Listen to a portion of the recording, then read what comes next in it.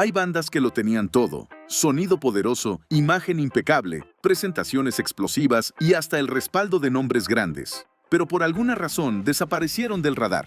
No las ves en documentales, no suenan en playlists, y muchos ni siquiera saben que existieron. Fueron parte de una generación que lo dio todo, pero quedó en las sombras. Por eso, en este video vas a descubrir 10 bandas que fueron brutales, pero que el mundo olvidó.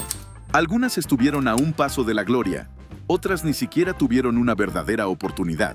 Lo que tenían en común era talento de sobra, pero no el lugar ni el momento.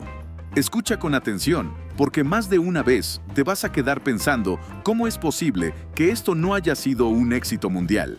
Y cuando llegues al final, te apuesto a que te costará elegir solo una para volver a escuchar primero.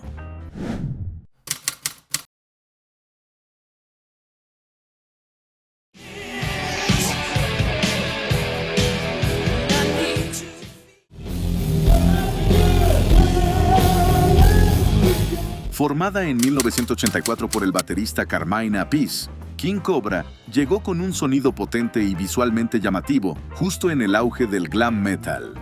Appice, conocido por su trabajo con Vanilla Fudge y Ozzy Osbourne, reunió a músicos jóvenes y talentosos, formando una banda que parecía destinada a llenar estadios. Su debut, Ready to Strike, salió en 1985, mostrando una mezcla de riffs intensos, coros explosivos y esa estética cargada de energía que definía la escena del momento. Uno de los puntos fuertes de la banda era su vocalista original, Mark Free, cuya voz potente y melódica destacaba entre otras bandas del mismo estilo. Más adelante, Free transicionaría y se convertiría en Marcy Free, liderando posteriormente bandas como Signal y Unruly Child. A pesar de los cambios, King Cobra continuó grabando y tocando, pero sin alcanzar el reconocimiento masivo que su debut prometía. A lo largo de su carrera, la banda sufrió constantes rotaciones de integrantes, lo que les impidió construir una identidad sólida a largo plazo. Aunque sus primeros 2 discos fueron bien recibidos por la crítica especializada, no lograron consolidarse en un mercado saturado de propuestas similares.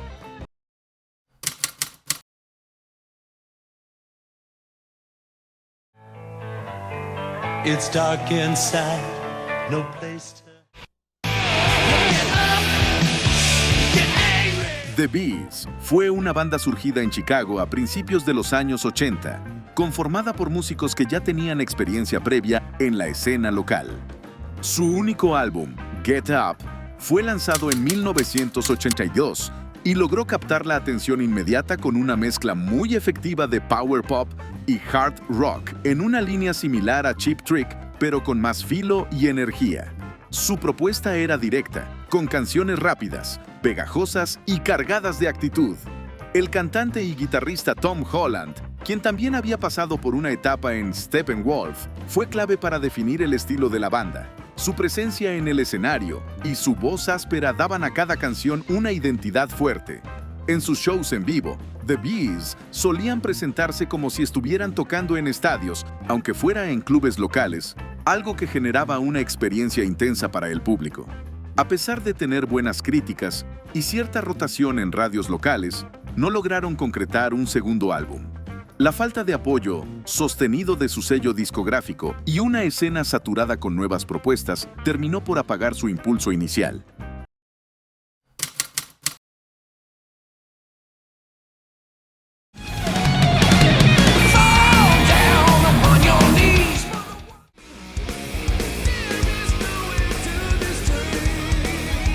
Fifth Angel nació en Seattle en 1983, antes de que la ciudad fuera sinónimo de otro tipo de rock. Su estilo estaba mucho más alineado con el heavy metal melódico, con influencias claras de bandas como Iron Maiden y Queensrÿche. Su álbum debut homónimo, lanzado en 1986, fue grabado sin que la banda hubiese hecho una sola presentación en vivo, algo muy poco común. Aún así, el sonido era pulido, técnico y potente, con una ejecución de estudio impecable. El vocalista Ted Pilot se destacó con un estilo teatral y potente, mientras que los guitarristas Ed Archer y James Baird ofrecían un trabajo de doble guitarra afilado y perfectamente sincronizado. Cada tema del disco tenía un enfoque épico, con estructuras complejas y solos de alto nivel técnico.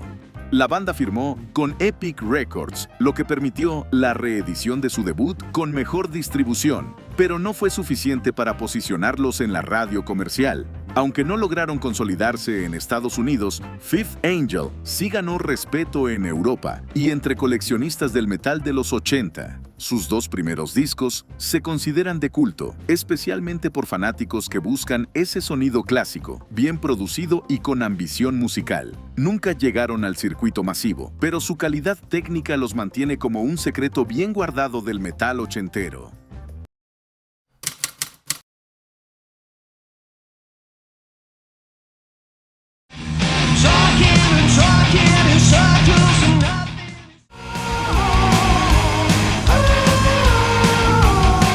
TNT es una banda originaria de Noruega que irrumpió en la escena del hard rock en los años 80 con una propuesta que combinaba melodía, virtuosismo y un sonido totalmente preparado para grandes escenarios. En 1987 lanzaron su disco más conocido, Tell No Tales, que incluía canciones como 10,000 Lovers in One, un tema que logró cierto impacto en Europa, pero pasó prácticamente desapercibido en América. Su propuesta era sofisticada, con arreglos complejos y una ejecución muy por encima del promedio. El guitarrista Ronnie Letecro se convirtió en el alma musical del grupo gracias a su estilo técnico y creativo, que le daba a cada canción una identidad clara sin caer en lo predecible. A eso se sumó la incorporación del vocalista estadounidense Tony Harnell, cuya voz tenía una potencia y un rango fuera de lo común. La combinación de ambos convirtió a TNT en una banda con una personalidad marcada, capaz de ofrecer tanto intensidad como elegancia. A pesar de su talento, TNT nunca logró posicionarse fuerte en Estados Unidos, quedando relegados a un estatus de culto. Su falta de difusión en medios anglosajones y la distancia geográfica jugaron en contra, pero su música sigue siendo valorada por quienes buscan hard rock bien elaborado, con voces que desafían los límites y guitarras que no se conforman con lo básico. ¿Ya conocías a TNT o esta es tu primera vez oyendo hablar de ellos? Déjame un comentario si este tipo de bandas con estilo único son lo tuyo.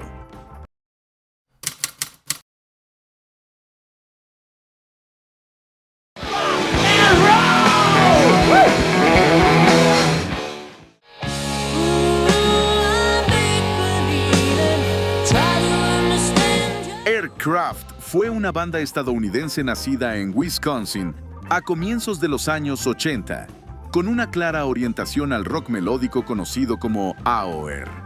Su sonido estaba lleno de teclados brillantes, armonías cuidadas y estribillos hechos para enganchar desde el primer segundo. En 1984 lanzaron su álbum debut homónimo, un disco que, aunque no tuvo gran difusión, mostraba una producción profesional y canciones listas para sonar en cualquier emisora de FM.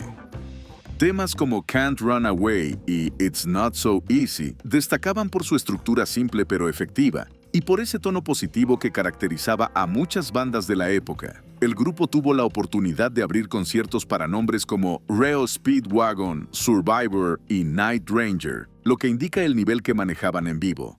Tenían presencia, calidad de sonido y un estilo pulido que podría haberlos llevado mucho más lejos. El principal obstáculo para Aircraft fue la falta de apoyo de un sello grande que pudiera empujar su música a nivel nacional. Sin esa plataforma, la banda se mantuvo en el circuito regional, acumulando seguidores locales pero sin lograr el despegue que su propuesta merecía.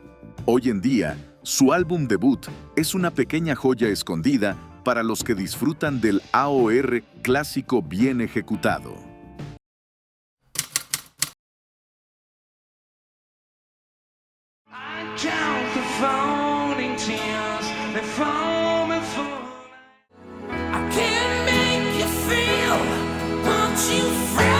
Cinderella se formó en Filadelfia en 1983 y al principio fue vista como otra banda más del glam rock gracias a su estética llamativa y sus baladas cargadas de emoción.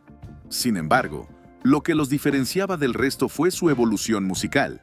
En 1990 lanzaron Heartbreak Station, un álbum que dejó atrás el brillo superficial del glam y adoptó un sonido más crudo, con claras influencias del blues y el rock clásico. Fue un cambio arriesgado, pero también revelador. Canciones como Shelter Me y Heartbreak Station mostraron una banda más madura, con letras introspectivas y una instrumentación más orgánica.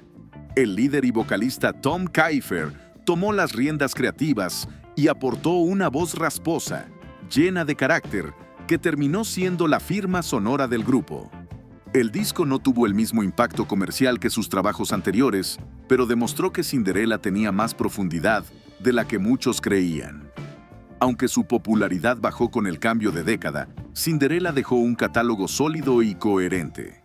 Kiefer ha seguido activo como solista, tocando tanto clásicos de la banda como material nuevo.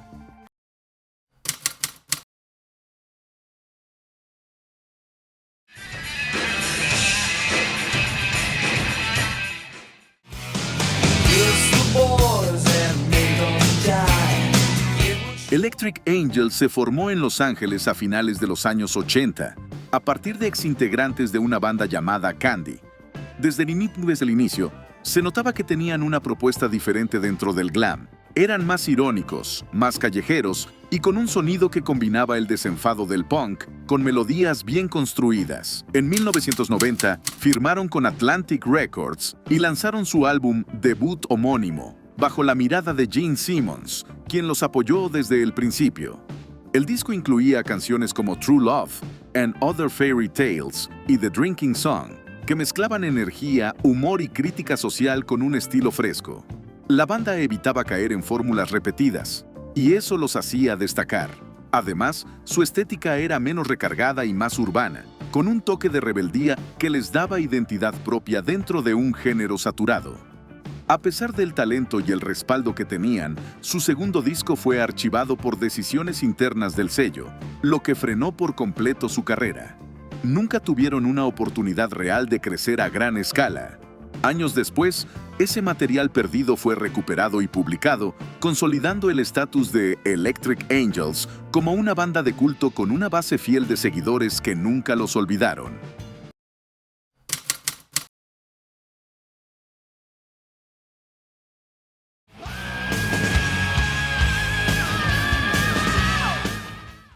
She's gone out of my life.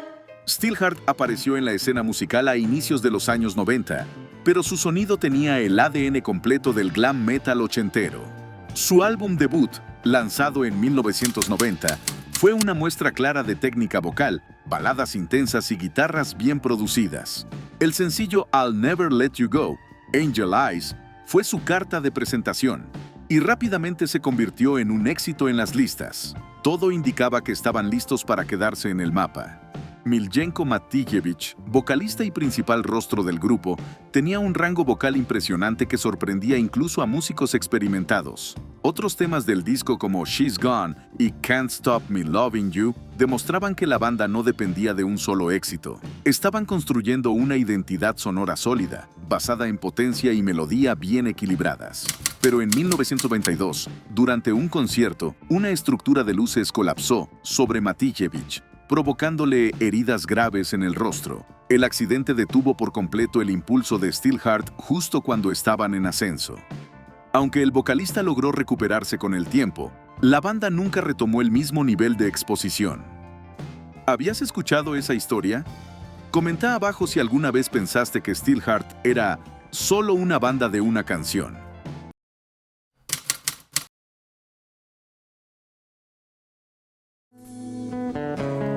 Lonely sidewalks. I can see it in your eyes. Let's give it one more. Saigon Kick nació en Miami a finales de los años 80, con una propuesta difícil de clasificar. Tenían elementos de glam metal, sí, pero también incorporaban influencias del pop psicodélico, el rock alternativo e incluso sonidos acústicos. Su primer disco salió en 1991, pero su estilo venía madurando desde los años anteriores. Eran una banda con carácter que no se ajustaba a ninguna etiqueta específica y prefería experimentar antes que encajar. El guitarrista Jason Bieler fue el arquitecto sonoro del grupo, combinando riffs agresivos con secciones melódicas inesperadas. Por su parte, el vocalista Matt Kramer aportaba teatralidad y presencia en cada tema. En The Lizard, su segundo álbum, lograron su momento más visible con la balada Love is on the Way, que alcanzó notoriedad en radio y televisión. Sin embargo, esa canción no representaba del todo el resto del disco, que era mucho más arriesgado. La variedad de estilos que manejaban hizo que no encajaran del todo en los espacios tradicionales de difusión. Eran demasiado suaves para el metal, demasiado complejos para el pop y demasiado originales para ser ignorados. Con el paso del tiempo, Saigon Kick quedó como uno de esos grupos inclasificables que marcaron a una generación silenciosamente, sin necesidad de grandes campañas ni exposición constante.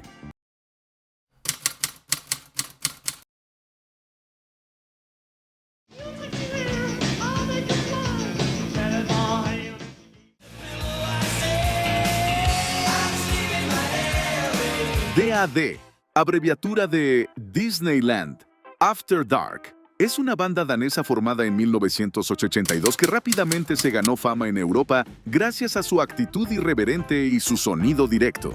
Su estilo mezclaba hard rock con toques punk y letras con mucho sentido del humor. El nombre original del grupo causó problemas legales con la compañía Disney, lo que los obligó a reducirlo a simplemente DAD, cuando comenzaron a ganar notoriedad fuera de su país.